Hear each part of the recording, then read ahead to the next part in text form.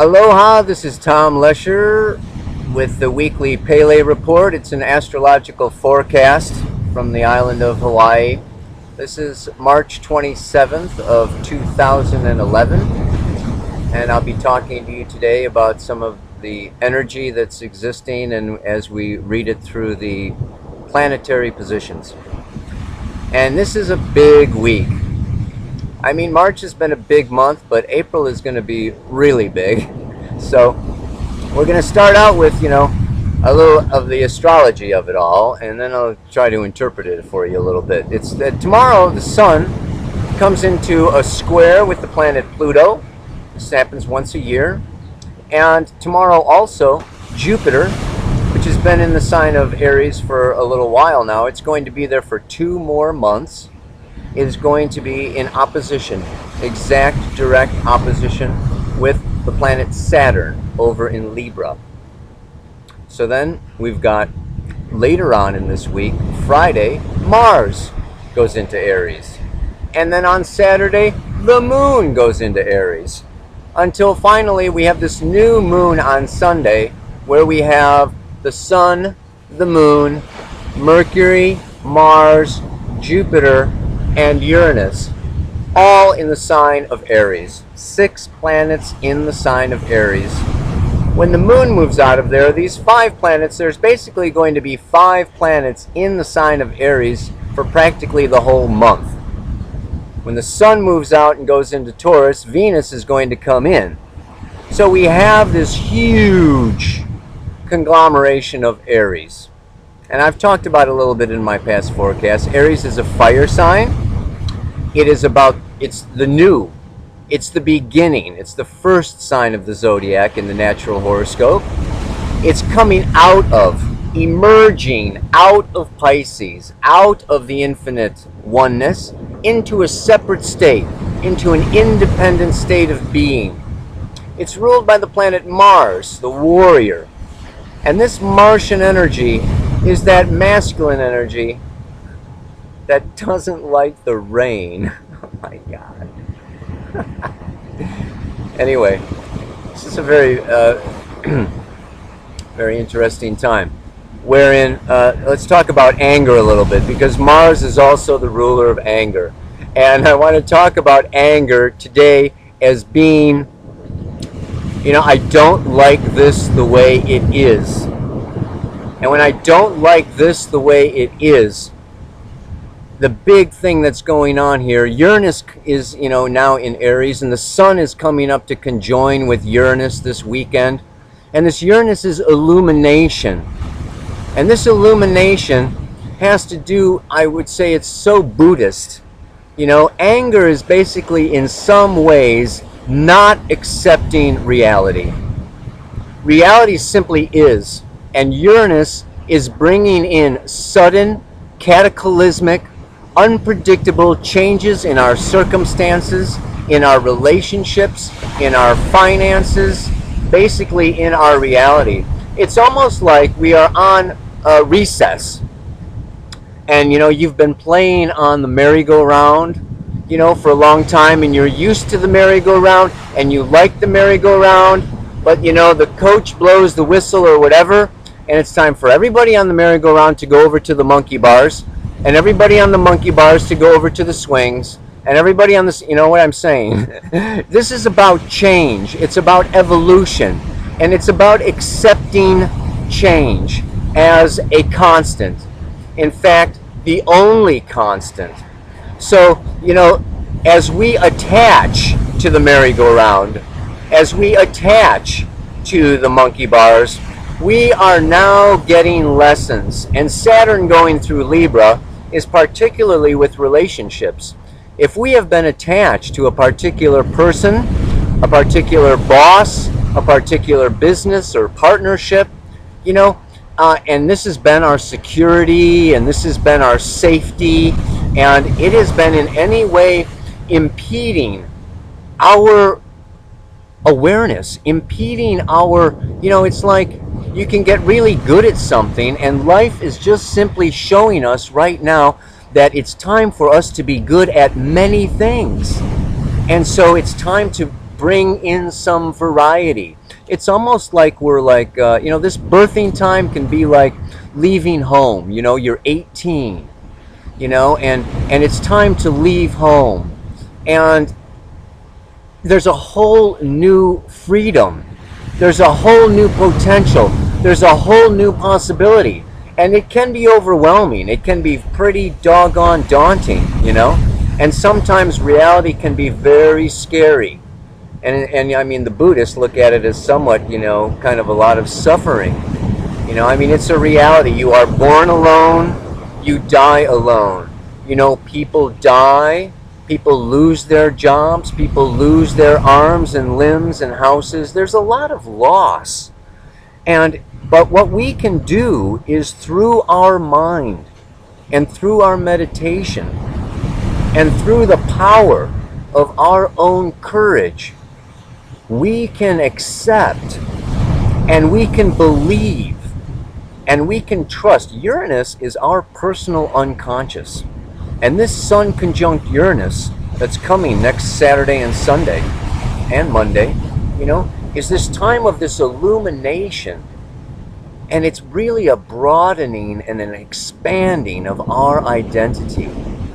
And as good as we are or thought we were at something, it's now time to change.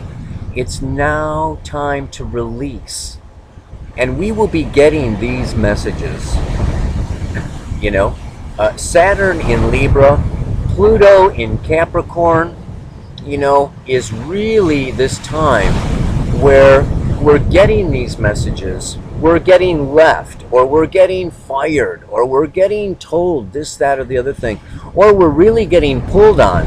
We're getting a raise, or we're getting more responsibility, or we're getting promoted, and it's like, whoa, I got to do more than I've been doing, And it's just like believing in yourself, trusting in life and yourself that what's coming to you is exactly right. And even if it's a tsunami, it's like, there is a time and a season and a place for everything.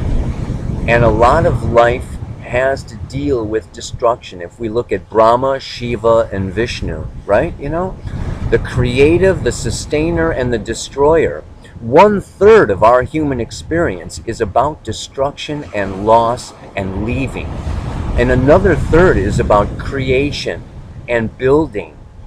And Aries is a cardinal sign. It has to do with Brahma.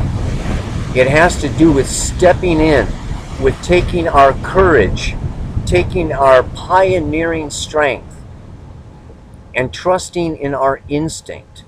And our instinct is in our, that our heart connection to all that is, and really stepping forth into this new reality.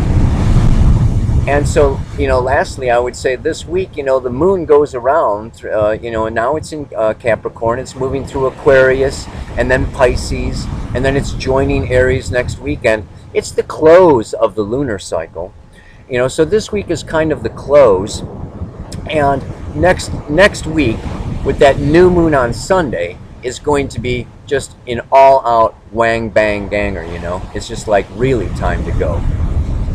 The other point that I wanted to bring up with this Aries and Mars, when it comes to fear and that first house and Aries, there's a certain amount of reaction, overreaction.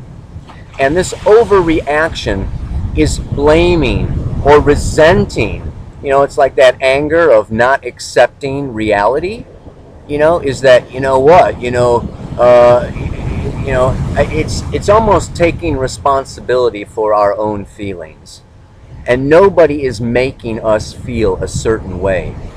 Life is bringing up the feelings that we already have within us. And different people, circumstances, or situations trigger these feelings just so that we can become more aware of our unconscious.